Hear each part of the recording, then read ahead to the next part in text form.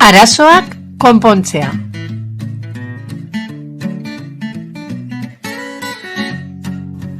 Dicom edu markoan non kokatzen da? 6.5 atalean, arazoak konpontzea. Zein desberdintasun dago Dicom markoarekin? Dicom herritarrei zuzendutako markoa da.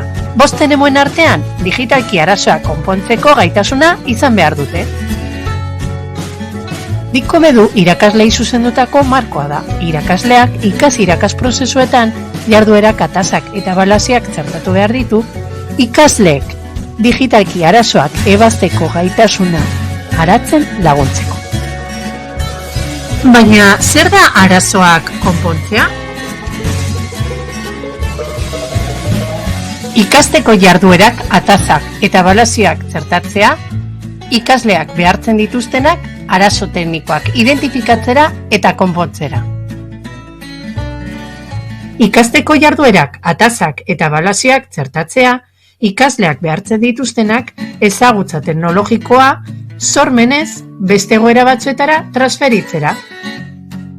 Zein motatako jarduerak sortu alditut?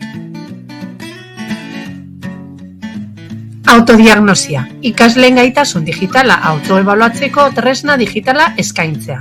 Hausnarketarako eta hobekuntzarako aukerak emanez. Fax zerrenda, gailuetan sortu aldiren ohiko arazoen galderen zerrenda bat sortzea. Beraien eguneroko praktikan erabili ahal izateko. Ingurune digital pertsonalizatua. Ikasleen ingurune digitala pertsonalizatzeko eta beraien beharretara egokitzeko bideotutorial bat sortzea. Ikasturte bukaerarako bidaia. ABP proiektu batean oinarrituz, ikasturte bukaerarako bidaia antolatzeko proposamenak diseinatzea. Tresna digitalen erabilerarekin.